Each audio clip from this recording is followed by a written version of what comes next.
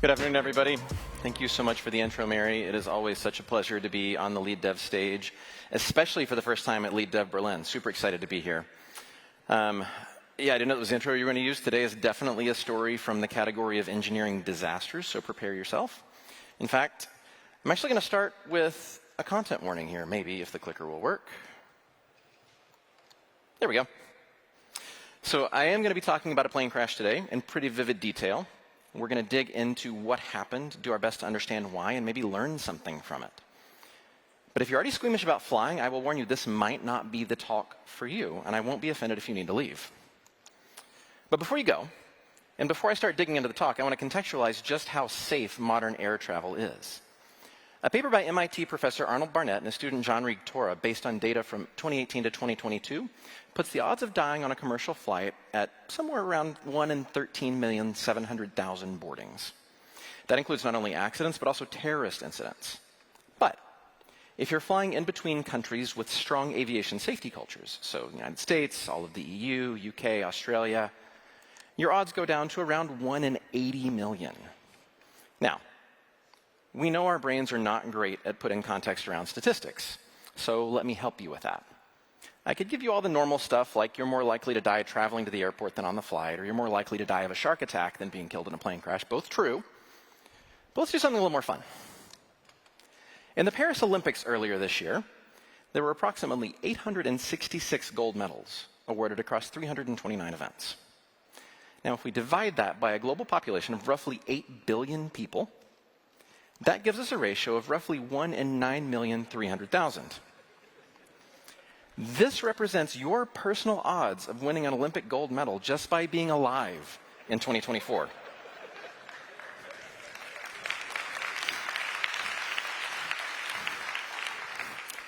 Now, crucially, that is 8.6 times more likely than dying in a plane crash. Modern aviation is remarkably safe, and that's what makes Air France 447 so strange. At the time of the accident, the A330 had been in service for 15 years, and it had a perfect safety record in commercial operation. A few minor incidents, but no destroyed planes, no passenger lives lost. The plane operating Flight 447 was this Airbus A330-203 with registration number FGZCP, and it had been purchased new by Air France in February of 2005.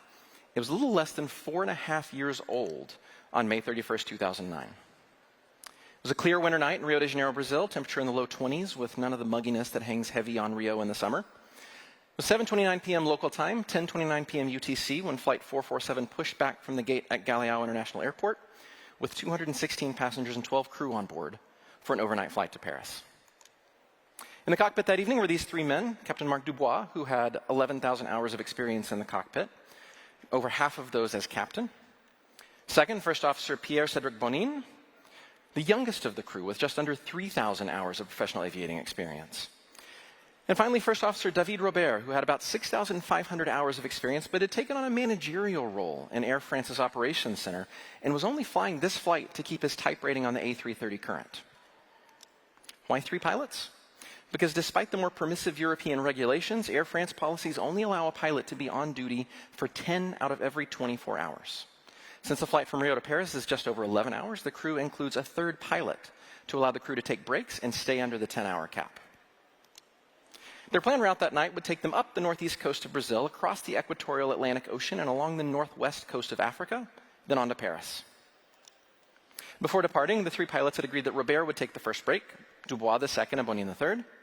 So shortly after takeoff, with the plane cruising smoothly at 35,000 feet and flight attendants beginning dinner service in the back of the plane, Robert heads to the crew rest area for a nap, while Bonin continues flying and Dubois navigating. 3 hours into the flight, the plane has passed by Recife and crossed out over the open water when they arrive at waypoint Intal at 1:33 a.m. UTC. Recife Air Traffic Control hands them off to Atlantico Center, who will be responsible for the first part of their trip across the Atlantic. Now, because the high-frequency radio bands used for long-distance over-ocean communication can be scratchy and hard to use based on atmospheric conditions, Recife also goes ahead and gives them the frequencies for Dakar Center on the other side of the Atlantic, with instructions to contact them after passing waypoint Tassel. But there's a problem. Of course there is. While the plane is able to talk with Atlantico Control over high-frequency radio, their log-on to the ADS-C system fails. Now, when a plane is flying over land, controllers can track its position both by radar and by the automated position broadcasts that the next generation of air traffic control systems will depend on. But there are no ground radars and no ground stations for ADS-B out over the open water. So the ADS-C system allows aircraft to automatically transmit their positions to air traffic control via ACAR satellite messages. But in order for that to work, they have to be able to direct their position reports to a specific air traffic control center, and they do that by logging on. 447's ADS-C logon with Dakar is rejected 3 times because their information doesn't match the flight plan filed with Eurocontrol earlier that day. Now, while this is inconvenient, it's not a reason to turn the flight around. I mean, we did this sort of over-ocean aviating before the days of satellite communication, so they'll just do it the old-fashioned way. They'll radio air traffic control with a position report every time they cross one of these waypoints. So at 1:33 a.m. UTC, 447 radios Atlantico Control that they're over waypoint Intol and expect to be over Salpu at 1:48 a.m. and then Oruro at 2:04 a.m. But when Atlantico radios a couple minutes later to ask for an arrival estimate at Tassel, 447 doesn't respond. Atlantico repeats the request, still no response. But they're not really that concerned because 447 is flying into the Intertropical Convergence Zone. This area, long known to sailors as the Doldrums, is where southwesterly trade winds from the northern hemisphere and northwesterly trade winds from the southern hemisphere meet. This intersection creates chaotic surface winds along with always present thunderstorms. Now, I mentioned the fragility of long-distance high-frequency radio communication earlier, and one of the things that it's particularly susceptible to is the static electricity in thunderstorms. This is why Hasifi gave them the frequency and instructions for contacting not just Atlantico, but also Dakar Center, because they knew it was likely that communications would be interrupted at some point. By the estimates 447 gave them, the flight should be exiting Atlantico airspace soon, so the only thing left for Atlantico to do is to hand the flight off to Dakar. So they let Dakar know to expect the flight to enter their airspace over at waypoint Tassel at about 2:20 a.m. UTC. Because of the missing flight plan, Dakar Center proactively reaches out to South Center in Cabo Verde, the next air traffic control center along their route, to let them know to expect 447 to enter their airspace at about 3:45 a.m. UTC. But they note for Sal that this is just an estimate because they've not actually been in contact with 447 themselves yet. At 3:54 a.m., with 447 running 9 minutes late, Sal double-checks what time they were supposed to be there with Dakar Center. 15 minutes later, 4:08 a.m., Sal still hasn't heard from 447, so they call Dakar to let them know that they still haven't heard from the plane. Well, now Dakar is getting a little bit concerned about this situation. So they radio another plane in their sector, Air France 459, to try and contact 447 in hopes that they'll have more luck in the bad radio environment. 9 minutes later, 4:20 a.m. UTC, Air France 459 radios back to reply that they've not been able to get in touch with 447 over the radio either. They also let Dakar know that they've sent a message to Air France Dispatch to see if they can get contact with the plane over satellite text message. 16 minutes later, an hour after 447 was expected to arrive in Sal's airspace, Dakar learns that Sal still has not heard from them. So Dakar immediately calls Atlantico to try to figure out what might be going on. In that call, Dakar learns that Atlantico had not actually heard from 447 at Tassel. Instead, the last time anyone has heard from 447 was when they radioed to check in with Atlantico over waypoint Intol at 1:33 a.m., nearly 3 hours ago. A few minutes later, at 4:59 a.m. UTC, an Air France dispatcher calls Dakar Center to tell them they've been unable to reach the plane over satellite text message either. And the gravity of the situation begins to emerge. No one knows what's happened to Air France 447, but they start to assume the worst. And the first clues that they're right come in the form of satellite telemetry messages. Modern airliners send automated telemetry messages with location and maintenance data to their airline's dispatch roughly every 10 minutes.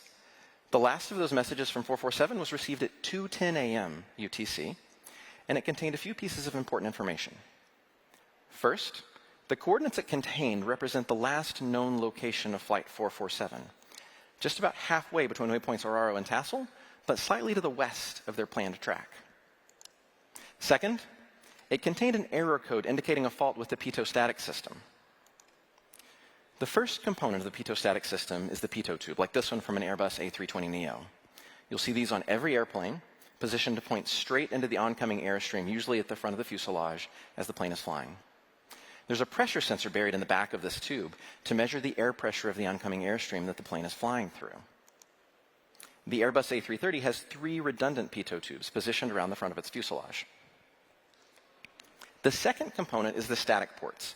These also contain air pressure sensors, but the inlet holes are mounted flush to the fuselage so they can measure the air pressure around the plane without being affected by the oncoming airstream. There's only 2 pictured here, but the A330 has 3 of these as well. If you take the air pressure of the oncoming airstream, as sensed by the pitot tubes, and you subtract the air pressure around the plane as detected by the static port, you can get the actual air pressure of the oncoming airstream. And that lets you calculate a crucial piece of data for the plane: airspeed. The error code received over ACARS tells us the plane has likely lost its airspeed data. Air France dispatchers would receive several more ACARS error messages after that final regular telemetry transmission. The last one, at 2:14 a.m. UTC, indicated the plane was experiencing an abnormally high rate of descent. And that was it. The plane was gone. A search and rescue operation kicked off, but it was nearly 10 hours after the crash before the first search plane was even in the air. A week later, the first debris was finally found, and the plane's fate confirmed. But as more and more pieces of the plane were found, the accident made less and less sense to investigators. They had a solid guess about the pitot-static fault. Pitot tubes have to be heated when flying into moisture at altitude because ice can easily form on the leading edge and clog the very small hole at the front. They knew that 447 had been flying into icing conditions traveling through the intertropical convergence zone at 35,000 feet, so it was pretty easy to guess that ice had caused the airspeed problem. But the subsequent ACARS messages showed that the pitot-static system fault cleared a little under a minute later. The problem would have likely resolved itself before the crew even had time to pull up a checklist to troubleshoot. But the likely loss of airspeed data is the only clue that investigators had to go on. There was no evidence of any other technical problem in the ACARS telemetry data or in any of the debris that they recovered. They needed the black boxes. It wasn't until May 2011, nearly 2 years after the accident, that the cockpit voice and flight data recorders were successfully recovered from nearly 4 kilometers below the surface of the ocean by deep sea remote vehicle. The sequence of events they revealed was astounding. Let's pick up the CVR transcript as the plane has just passed waypoint Salpu, about 1:50 in the morning UTC. Now, a couple of important notes here. First, the CVR recording is a little over 2 hours long, so I'm definitely not reading the whole thing. I'm just going to share some important snippets of the transcript to help us understand the accident. And second, all of this dialogue was originally in French. So I'm quoting from the official English translation by BEA, the French Civil Aviation Authority. Dubois, the captain, is in the left seat, managing navigation and radios. Bonin in the right seat, actually responsible for flying the plane, but in the cruise phase of flight, really just managing the automation, watching the autopilot. And Robert is in the crew bunk, napping. It's just starting to get a little choppy, and Bonin suggests we should try to ask the 3.6 non-standard because we're really at the limit. Now, that is some thick aviation speak, so let me unpack that for you. The global rule of aviation is that planes flying an eastward route fly on odd altitudes, and a westward route fly on even. This is to help reduce the chances of mid-air collisions. What Bonin's suggesting here is that they should request a non-standard altitude of 36,000 feet because they're too heavy to fly at 37,000 feet, and he would really like to get some altitude to get over these thunderstorms. It's actually been a theme of the CVR transcript so far. This is about the 5th time he's brought up wanting to gain some altitude. Dubois responds nonchalantly, well, we'll wait a little bit to see if that goes away, not really acknowledging his concerns. Hasn't acknowledged them the whole time. The problem with Bonin's thinking is that storm tops in the ITCZ are routinely 40 to 45,000 feet high. Attempting to fly over them doesn't make any sense, but Bonin still seems obsessed with getting more altitude. Equally concerning, though, is Dubois' lack of concern with Bonin's thinking. He shrugs off Bonin's desire to climb rather than engaging on it. A couple minutes later, Captain Dubois says, all we needed was Mr. St. Elmo. What he's referring to is this, St. Elmo's fire. It looks spectacular, but it's actually a harmless visible plasma discharge caused by the electric potential a plane picks up flying through the charged atmosphere. It is a sign, though, that the weather around them is getting more intense. And that's what Captain Dubois is actually annoyed about, because 30 seconds later on the CVR, he comments, it's going to be turbulent when I go for my rest. Turns out that he had stayed up seeing the sights of Rio de Janeiro rather than resting that day, and he's really looking forward to his nap. He's not thrilled that it's going to be bumpy. Shortly after that, the cockpit door can be heard to open, and there's a lot of shuffling and bumping as Dubois gets out of the left-hand seat and Robert sits down. After a few pleasantries, Dubois simply says, "Well then, I'm out of here."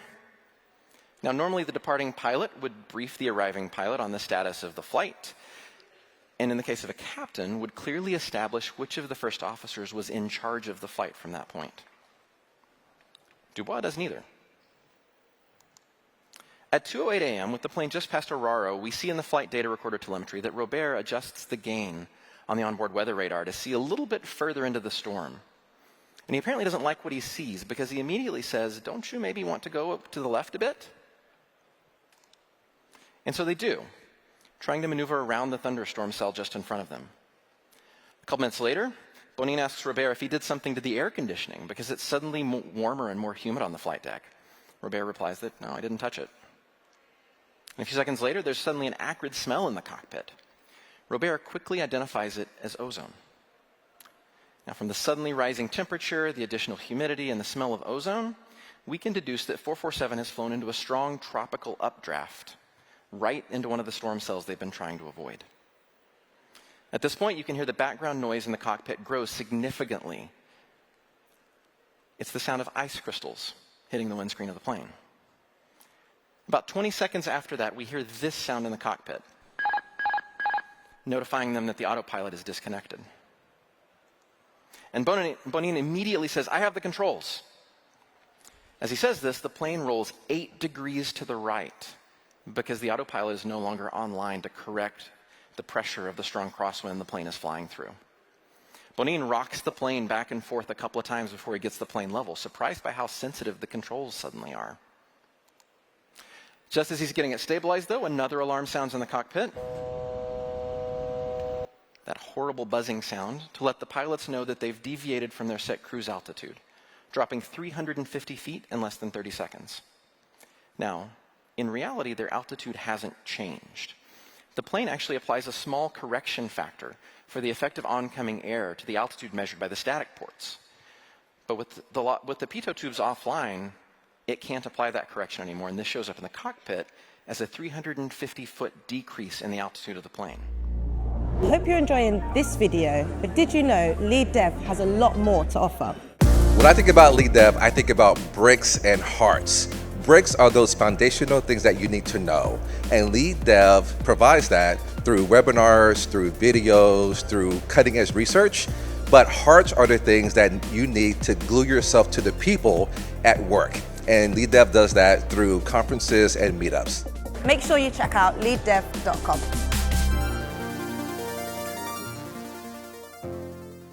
But Bonin doesn't know this. He doesn't know the altitude drop is not real. And so he responds to the alarm by drastically pulling back on his control stick, commanding the plane to climb. He immediately hears this warning. Stall. That horrible trilling noise and a mechanical voice telling him, "Stall, stall." And he immediately says, "What is that?" Because one thing pilots are taught about Airbuses is that you can't stall them. The plane's flight envelope protection will not let you. So this stall alarm is shocking to both Bonin and Robert. Bonin had responded to the altitude alarm by pulling back hard on the control stick, likely thinking he'd get the maximum safe rate of climb. But the controls are, again, far more sensitive than he expects. And the plane reacts by jerking the nose 12 degrees up above the horizon. Between the two pilots, there's a critical error message showing on the plane's central ECAM display that explains the control sensitivity. The plane's flight control computer has switched from normal law to alternate law. Now, what does that mean? Well, the protection lost on the second line here gives us a clue. If you look in the cockpit of any modern Airbus airliner, you'll notice that instead of steering wheel-like yoke that you see in a majority of aircraft, they have side sticks.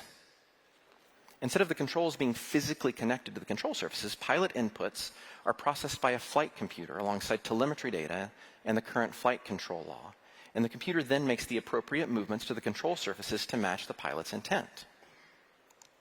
In normal law, the plane does a lot to help the pilot. It enforces a safe flight envelope, ensuring the plane's pitch doesn't go too steep up or down and it doesn't roll too far in turns, with all control inputs modulated by the plane's altitude and speed. This is the maximum safe climb rate that Bonin was expecting when he pulled back on the stick all the way. But when the flight computer is missing a key piece of telemetry, like airspeed, it switches to alternate law. And most of those protections go out the window, because the flight computer no longer has the information it needs to safely apply them. The pilot's side sticks are directly in control of the roll of the plane, and there's only very limited protection available for the pitch of the plane to keep the plane from exceeding G-force limits in a turn. The first thing Bonin realizes in trying to interpret the stall warning is they've lost airspeed indication. All the while, various alerts continue to chime in the background as various systems fault and then come back online. Shortly after that, Robert finally spots that they've switched to alternate law, and he calls it out. Bonin doesn't respond or even acknowledge the comment, so it's unclear if he hears it at all. There's no discussion between the two of them of what it means to be an alternate law. Shortly after that, Robert seems to be understanding that they're in a stall. Watch your speed, he encourages Bonin. Okay, I'm going back down, Bonin replies, and he does give the stick a nudge forward. According to all three, you're going up, so go back down. The all three he's referring to here are the three air data reference systems. Each is driven by an independent pair of pitot tubes and static ports. And the fact that Robert has checked all three is good insight into just how much uncertainty they're feeling about their instruments at this point. Bonin has been pushing forward on the stick, but not hard enough, and he's brought the nose down, but it goes below the horizon only briefly before they're climbing again. At this point, the plane has climbed nearly 2,000 feet to 37,000 feet, and Robert can be heard both ringing the chime and banging on the partition to get Dubois to come back from the crew rest. They know they're in trouble and they need help. Why does Bonin keep pitching the plane up? This is the question that would vex investigators. And there's a couple of things that we need to understand to make sense of that. First, Airbus planes are not really designed to be hand-flown. The flight plan is programmed into the plane before takeoff, and the plane's automation does most of the work, with the pilots there between takeoff and landing to supervise and to make tactical decisions like how to fly around a thunderstorm when needed. And while most of that automation is offline at this point because of the pitot-static problem, there's two pieces of automation still active in alternate law that contribute to this situation. The first is the flight director. This is the primary flight display of the A330 under normal law on the left and alternate law on the right. And it provides pilots most of the information they need to be able to fly the plane. The strip of numbers on the left is airspeed, the strip on the right, altitude, and the blue-brown circle in the middle is the artificial horizon that shows the plane's orientation relative to the horizon. There's several differences between the PFD and normal and alternate law, but the one we care about is the green flight director cross in the middle of the artificial horizon in normal law. This is a guide to the altitude and heading the plane needs to maintain to achieve the course of flight set into the flight plan. You can see it's missing when the plane is in alternate law. The problem is it doesn't necessarily stay that way. The flight director activated and deactivated multiple times during the last 4 minutes of the flight based on which systems were online. When it activated, it looked something like this. You can see the horizontal green line there telling Bonin he needs to climb. Now, it turns out when the flight director reactivates, it doesn't know the status of the flight. It doesn't know what's been going on while it's been offline, so it configures itself based on the attitude of the plane when it reactivates. Because it reactivated as the plane was climbing, that's what it told Bonin to do. Second, even though the plane is in alternate law, the plane's auto trim is still active. When the pilot makes a pitch input with a control stick, it's initially acted on by the plane's elevators, the control surfaces at the back of the plane's horizontal stabilizer. The plane's auto trim, though, takes sustained pitch inputs, like holding back on the stick for an extended period, and moves them from the elevator to the horizontal stabilizer, rotating the entire horizontal stabilizer to do so. So even though Bonin is occasionally pushing the control stick forward to pitch down the plane, auto trim has added so much pitch up via the stabilizer that the plane goes right back to climbing as soon as he lets go of the control stick. Bonin had Robert in the left seat, encouraging him to descend to regain airspeed. But the flight director, along with his concern about getting over the thunderstorm, tells him to climb, and the auto trim's not doing him any favors. Instead of calling out that disparity, though, he just keeps on pulling back on the stick. And because the side sticks in an Airbus aren't physically linked the way traditional yokes are, Robert would have only been aware of what inputs Bonin was giving the plane if he'd turned his head and looked over, and he had way too many things going on to do that. It's at this point that starts sounding again in the cockpit. This is likely because the pitot tubes have unfrozen, and the plane now realizes just how slow it's going. 14 seconds later, Bonin announces that the plane is in toga, or takeoff go around configuration. Among other things, this means that he's pushed the plane's throttles to full power.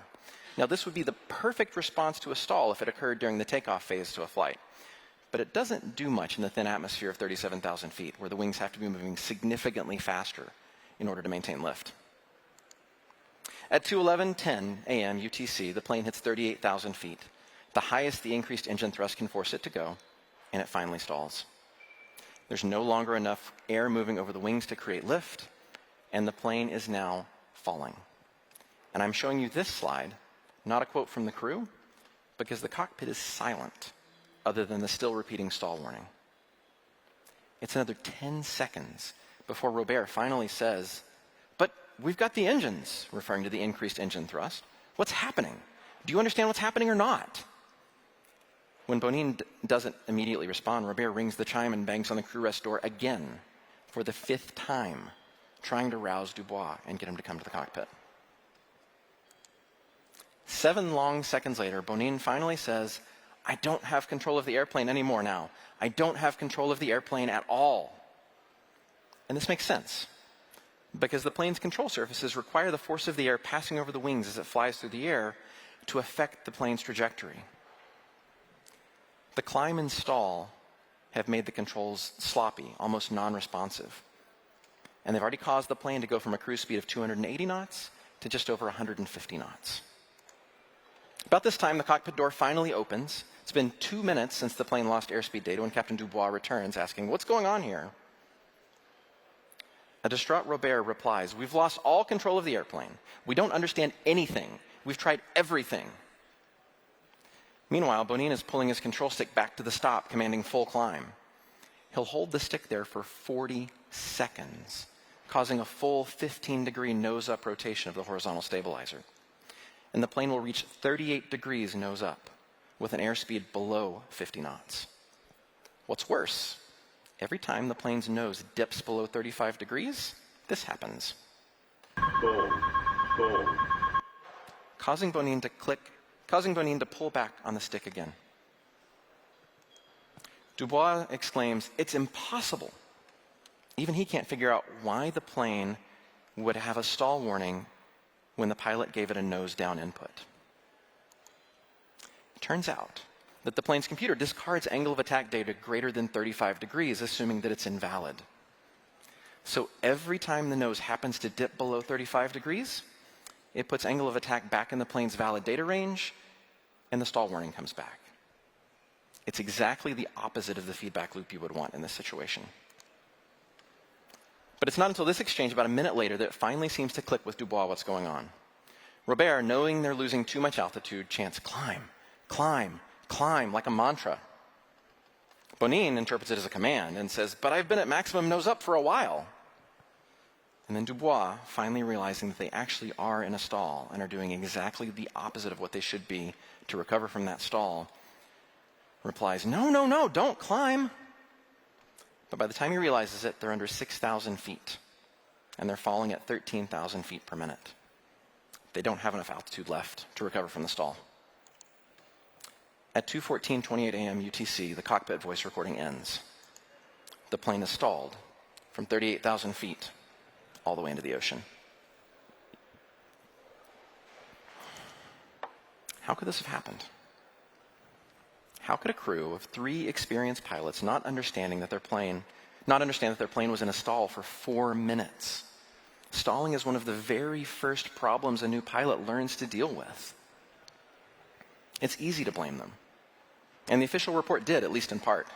There were questions about Bonin and Robert specifically, both of whom went through training academies that moved them quickly from small planes into the highly automated Airbus A330, wondering if they had actually spent enough time in small planes to learn to fly. But David Robert liked the Socata TB-10 he trained in at flight school so much that he still flew one on a regular basis just for fun. He flew on his off days. And Pierre-Cédric Bonin made a hobby of flying gliders, a kind of flying that requires hyper-awareness of stall characteristics. So if we know the pilots were skilled and should have been able to spot a stall, what was it? Well, for answers, let's turn to human factors pioneer Dr. Lizanne Bainbridge in her 1983 paper, Ironies of Automation. She's mostly concerned with process control automation and manufacturing in her paper, but there's plenty that we can apply to this situation. She starts by explaining some of the motives that designers have for automation, including this one, that the human operator is unreliable and inefficient, so should be eliminated from the system. Now, this is certainly the Airbus approach, that by automating more of the flight, there's less room for human error. And in that regard, Air France 447 is the exception that proves the rule, because the data certainly backs that automation in aviation has increased the safety of air travel. So what went wrong on Air France 447? It's one of the ironies that Bainbridge identifies in her paper, saying, the designer who tries to eliminate the operator still leaves the operator to do the tasks which the designer cannot think how to automate. This is the very definition of alternate law on an Airbus. It's the designers of the plane saying, we don't know how to automate the flight under these conditions, but the pilot can just handle it. This irony is at the very heart of the problem that Bainbridge wants to talk about in her paper. Because in dumping the unautomatable problem into the operator's lap, the operator can be left with an arbitrary collection of tasks, and little thought may have been given to providing support for them. This is exactly what happened to Bonin and Robert. There were no simulator scenarios around recognizing and recovering from high-altitude stalls in their training. No scenarios introducing pilots to the sensitivity of controls or the effects of auto-trim and alternate law at high altitude. The cockpit is bombarding them with alarms and warnings to the point that they're overloaded. It turns out that there is a checklist for handling unreliable airspeed data, but the pilots never pulled it up. In an unstable situation, pilots are trained to stabilize the plane and then check the ECAM, the error display, for errors. And they do exactly that, but the information it lists are only symptoms. Nowhere on here does it say that the ADUs are offline or that airspeed indication is invalid. If it had, would they have pulled up the checklist? Bainbridge says when manual takeover is needed, it's likely that unusual actions will be needed to control it. And one can argue that the operator needs to be more rather than less skilled, and less rather than more loaded. If the pilots of Air France 447 had been trained in high-altitude manual flying, if they knew more about how their plane behaved when its automation degraded, if the plane had reduced rather than massively increased their cognitive load, this scenario might have had a very different outcome. And this is the takeaway for us, because we're very early in living through what could be a similar long-term situation. I'm, of course, talking about AI. As an industry, we've been automating things like deploying via CI/CD pipelines and building infrastructure with code for years. But this is the first time that the act of writing code itself has been automated in any meaningful way. The same human factors lessons that Dr. Bainbridge highlighted back in 1983 regarding manufacturing processes still apply to us today as we think about how to use AI in our day-to-day work. By taking away the easy parts of his task, automation can make the difficult parts of the human operator's task more difficult. It turns out that if you automate 99% of a system, the 1% remaining is the toughest, most eye-wateringly complex part of that system. As AI is able to complete more and more coding tasks, the part that fall to humans will be more and more difficult, requiring the humans involved to be more and more skilled. And by skipping the easy parts, the human may have missed building system context that would have been really helpful to have when digging into the complex parts of the system. This has implications for how we train ourselves and how we bring new developers into the industry. One result of skill is that the operator knows he can take over adequately if required. Otherwise, the job is one of the worst types. It is very boring but very responsible. Yet there is no opportunity to acquire or maintain the qualities required to handle the responsibility. If we expect new developers to use AI tools to be immediately productive, we deprive them of the ability to build up the skills they'll need when they hit something too complex for the AI. More seasoned developers run the same risk if they rely on AI to code for them whenever they need to work in an unfamiliar language or problem space. Those are skills that you can absolutely use if you don't use them. And as our systems get increasingly rely on opaque boxes like LLMs for mission-critical user-facing functionality, we have to keep investing in engineers with the kind of deep system debugging skills that only come from running systems at scale. And we have to keep building the observability infrastructure that helps reduce their cognitive load when something goes wrong.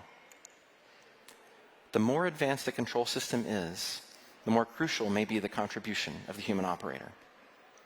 AI is wonderful human augmentation technology. It can help us be more productive. It can automate the boring, tedious parts of a task.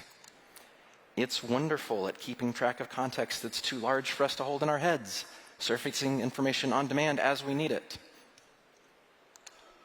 But AI is not a human replacement. And as we rely on it for more and more, both in our coding tasks and the systems we build, we have to maintain our own skills. We have to keep investing in new developers, teaching them the kind of problem-solving and debugging skills that you only get from trying to encode a real-world problem in a software system. If we don't, we risk a future where control systems are very advanced indeed, but we won't have enough skilled humans to step in when something goes awry. And that doesn't sound like a fun future at all. Thanks very much.